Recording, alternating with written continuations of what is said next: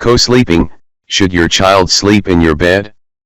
Co-sleeping is the practice where the child sleeps in bed with his parents.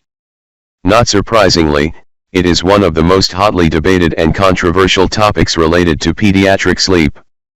Let's see why. Some people argue that co-sleeping is the right and natural way to raise a child because the practice fosters a stronger bond and a more secure attachment. Conversely, others will tell you that co-sleeping is risky, ridiculous, or even dangerous and they don't want it for their family. So, which approach holds the truth?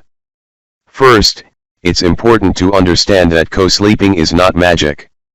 Although some proponents of the family bed would disagree, numerous couples have reported that their babies did not necessarily sleep deeper or longer because their parents were close by. In fact, some parents found that their child slept longer and woke less frequently when they stopped co-sleeping and moved him into his own crib. However, whether families choose to co-sleep or have their children sleep independently is a personal decision, and if both parents and child are safe, rested, and fulfilled, then co-sleeping is nothing to worry about. If you decide to co-sleep, this commitment requires some very careful thinking about what you and your spouse feel is right for you as individuals, as a couple, and as a family. Ask yourselves the following questions. Is it nice to think about enjoying the coziness of sleeping in close proximity, or does one or more of us tend to stay active during sleeping, potentially disrupting the others? Does everyone in our family want to co-sleep, or are we leaning toward it because one of us feels strongly? Are we willing to commit to being quiet after our child falls asleep, or do we like to watch TV or talk in bed? Will we enjoy being able to feed our baby more often throughout the night, or will having him next to us make it tougher to wean nighttime feeds? Are we agreeable to getting into bed when our child does, to ensure his safety?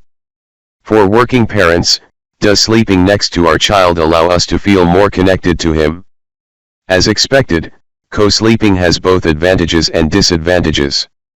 Let's take a closer look at them. Advantages. Constant closeness whenever the child is awake.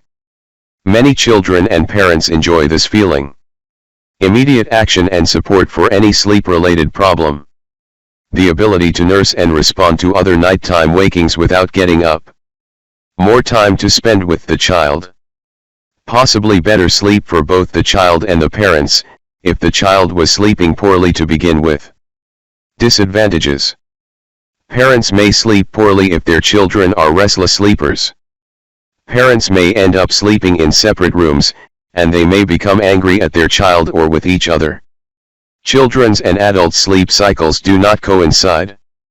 Parents may have to go to bed at a very early hour with their children and be left with little time for their own evening activities.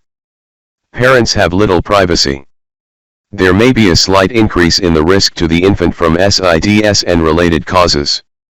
The decision to co-sleep should be yours, made by the parent, or parents, and based on your own personal philosophies, not on pressure from your child or anyone else.